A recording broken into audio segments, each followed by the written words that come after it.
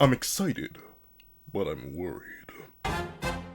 What's up, guys? That guy with a pencil here. Fun fact, I do mean to have it on me and keep it on me at all times. Another fun fact, I have 10 minutes to tell you how I feel about the twist at the end of chapter 203, 203 of Four Knights of the Apocalypse, which is the four evils truly becoming four chaotic monsters. Whether I think it's a good narrative choice, a bad narrative choice, my first impression is really, because obviously we haven't gotten much of any of this but the transformation, the reveal, the twist itself. So let's not waste more time. Let me hop right into it. 10 minutes timer. Let's go. Okay, so first things first, I do want to talk about the most simple, basic aspects of it, of whether I like it or not. I do like it. I think it's an interesting choice, and the main reason I like it is because of these designs. These designs look absolutely immaculate. Notably, Nakaba is a fantastic character designer in general. I think he is one of the best in the biz in terms of just making fire character designs. But on top of that, I think he is the best in the biz at making armor design just in general, and notably fusing these characters with their armor to make these crazy monstrosities genuinely beautiful. I love the transformation sequence, I love everything about that, and I love their appearances first and foremost. Now, I had to give a quick ranking of which one I think looks the best to the worst. I'm going to start from the worst. Worst one is Worldane. Unfortunately, her armor, which was actually relatively complex, just ended up being really basic. It seems like the cloak, which once covered her entire face, or her entire body, did overtake everything, which does lead to a kind of boring look, I'm not gonna lie to you. It's just like a white cloak with a slightly interesting twisted helmet. It's kind of basic. It's not my favorite. The second worst, I do have to say, I don't really want to do it to my boy because I love him, but I do kind of have to give it to Pelgard. I think ultimately it's because so much of it is Ball. Like, don't get me wrong, I love Ball, which is the next guy. But ultimately, I do think it is a little bit basic too, and I kind of wish his cape had done something more interesting than just, slightly spike up like this. I don't know. I feel like it could have done more. I like the spikes, I like the ball, but it's just not as good as the rest. I feel like he's I know he's a very stocky guy, but he looks so, weirdly extra stocky. So, not necessarily the most huge fan of it. I do kind of wish Pelgar got more, though I think this is going to look a lot better once he starts using his abilities, and, he lights his whole body on fire, presumably. He's probably going to get, a Human Torch-like amp, where he can coat himself in the entire black blaze. Then next up is going to be Beltreep. I know a lot of people definitely have Beltreep as their favorite design. I saw that poll and it was a blowout. Y'all love Beltreep's design, and don't get me wrong, I like it a lot too. But I think the reason I'm not the biggest fan of it is mainly because of the fact that the armor gets consumed by the cloak. Don't get me wrong, the hand blade showing how jagged the blades become, beautiful, love the aesthetic there, and even the armor on the arms is fantastic, and I love the deer head, the sort of mirrored, torn up, spiked up antlers. It's a very fantastic design, but it's a little too much of just black robe. It sort of has the same issue that Worldane had, where her cloak ended up becoming too much of her design. Same thing with Beltreep. If he had at least a bit of his original base armor under here, and the cloak hadn't fully overtaken it, then I think it'd be a little more positive on it. But of course, my favorite design is Ironside, mainly because I think he just doesn't have legs. I genuinely think they went down the or ash route of designing a character and just stole his legs and gave him 2 extra arms instead, giving him, unironically, kind of the most drastic transformation of all the Four Knights by actually removing and then increasing his number of limbs. And I love the helmet shape form, and it gives me a very similar vibe to Beltreep's helmet, where it just takes the top and then chaoticizes it.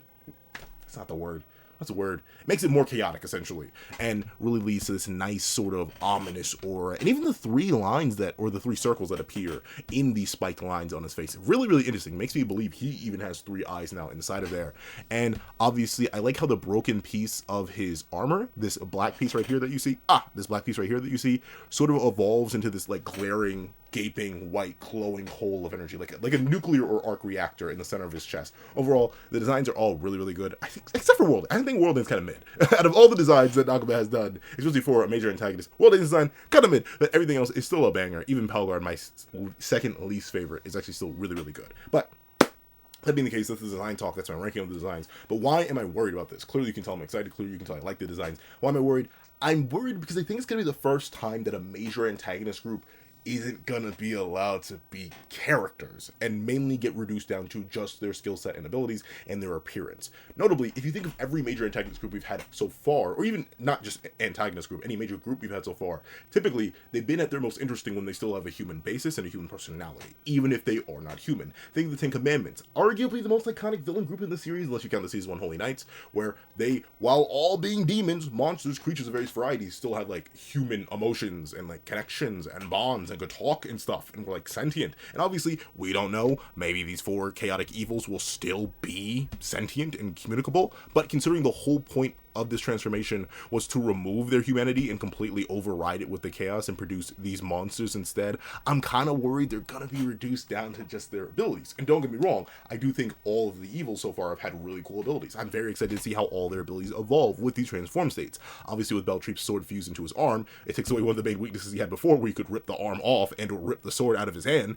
So I'm interested to see how his spatial slashes evolve. Once again, like I said, with Pelgar, I'm interested to see how his fire abilities evolve. For Ironside, now that he has 4 arms, I wonder if he's gonna like literally manually make the different crosses with his arms to launch the attacks out. For Worldane, she's a mage, so she could either already do anything, which is why I'm interested to see what her transformation even does for magic, other than just like make it bigger. But that's the thing, right? They're just gonna be their abilities. But I think all these characters are at their most interesting when they are still characters, and that's why I'm kind of mixed on the decision, because the character conflict here of Beltreep and or Damon reuniting with his daughter was really interesting. The character conflict of Ironside feeling a certain type of way about Deodora was very interesting. And obviously, I'm assuming the main angle we're going down with this, because obviously, you know, we have Pelgard as well, but he wasn't really featured in this chapter. The main route we're looking to go down is the idea that the 4 evils now need to be saved from their chaotic influence. That's what this whole chapter was kind of about in a way, and the kids were trying to come in to save their parents. But like, this is our current main group. Obviously, there are going to be other Holy Knights from Camelot. There's going to be Arthur himself. But I don't think we're fighting Arthur this soon.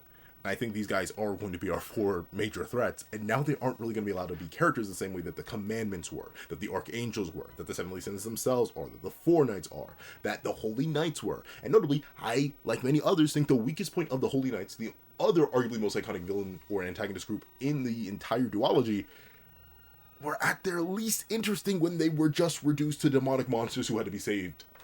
Do you remember the whole Leonis invasion arc where Henriksen turned every Holy Knight or New Generation Holy Knight into just raging demonic monsters?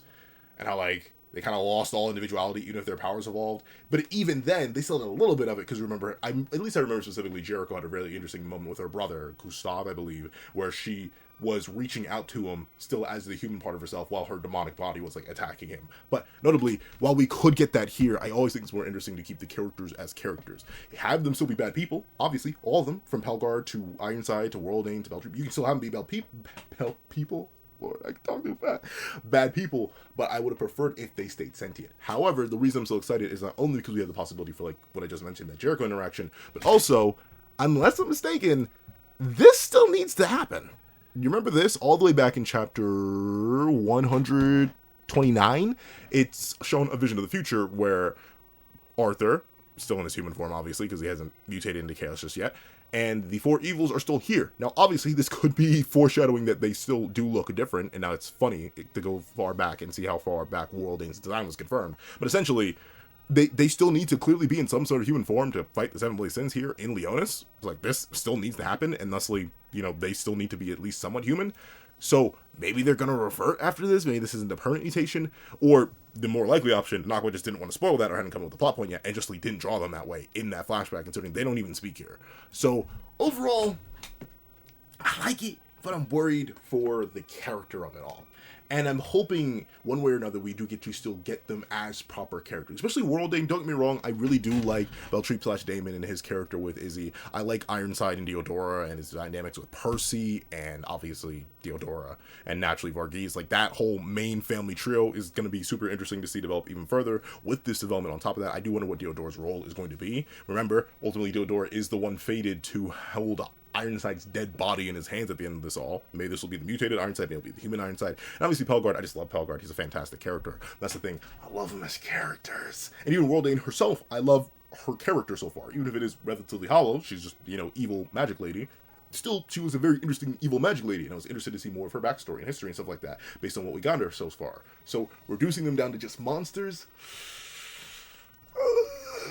it removes interesting character work. It not removes it, but it makes it more difficult. But at the same time, I understand why it had to happen. Because ultimately, in order to show that the 4 knights themselves had actually gotten stronger over the time skip, without Lance, very specifically, because I don't think Lance is going to show up anytime soon, still, now, with how this is being set up, to show they had to get stronger, we had to show that they were above even these Chaos Amp4 evils in their regular humane states, and thusly by evolving them, and then forcing our knights to run, then that's going to make them feel like even more credible of a threat.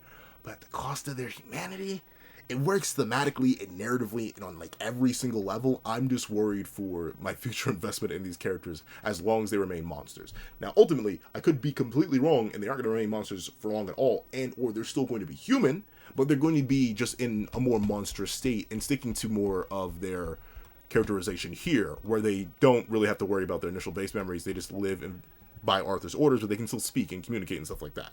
I'm hoping for at least that. I hope they can still talk. I really hope they aren't just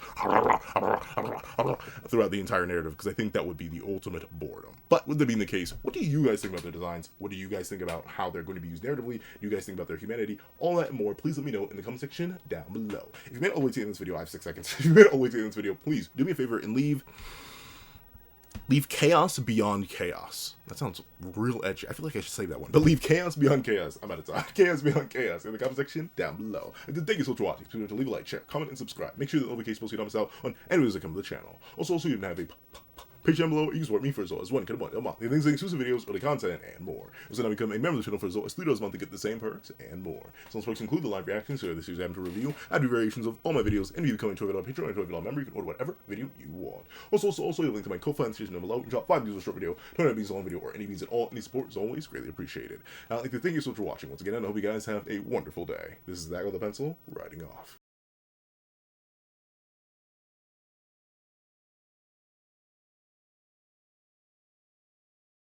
I would like to give a thank you to our sketch tier members: Eternal Flame, Redwolf 4765, Astro, Glacier XZ, Zera, Brandon Pade, J2MA, Guillaume, Buddha Uda, Alex Kenny, Enzo, Plant Crone, G Prosper, Swift Strike, Strikeman, and Autumn Mornings Lazo, Cree Panem, Super Flame Zero, Yuki Ally, and Azo2404. Then, I'd like to give a thank you to our line art tier patrons: Sean, Midnight Lord 21, Kevin Encarnacion, Dread Zoen, A+A, and Victor Raji.